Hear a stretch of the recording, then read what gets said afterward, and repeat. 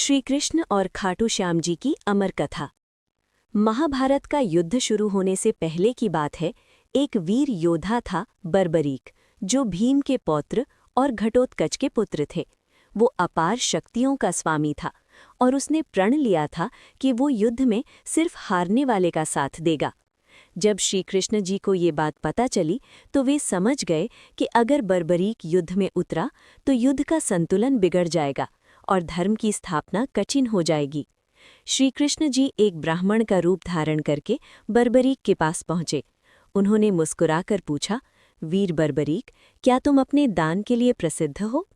बर्बरीक ने हाथ जोड़कर कहा, हे ब्राह्मण देव, मैं जो भी मांगा जाए दान करने को तैयार हूँ। तब श्री कृष्ण जी ने शांत स्वर में कहा, यदि ऐसा है तो मुझे तुम्हारा शीश यानी सिर चाहिए। ये सुनकर भी बर्बरीक विचलित नहीं हुआ।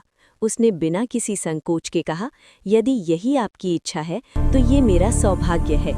उसके त्याग और भक्ति से प्रसन्न होकर श्री कृष्ण जी ने अपना वास्तविक स्वरूप दिखाया और कहा, तुम्हारा ये बलिदान युगों युगों तक पूजित होगा। बर्बरीक की इच्छा थी कि वो महाभारत का युद्ध देख सके। श्री कृष्ण जी ने उसके शीश को एक ऊंचे स्थान पर स्थापित कर दिया, जहां से वो पूरा युद्ध देख सका। युद्ध के अंत में जब श्री कृष्ण जी ने पूछा कि युद्ध किसने जिताया, तो बर्बरीक ने कहा, हे प्रभु, मैंने देखा कि हर ओर आपका चक्र घूम रहा था, जीत आपकी ही थी। तब श्री कृष्ण जी ने वरदान दिया, कलयुग में तुम खाटू श्याम जी नाम से पूजे जाओगे और जो भी सच्चे मन से तुम्हें याद करेगा उसकी मनोकामना पूरी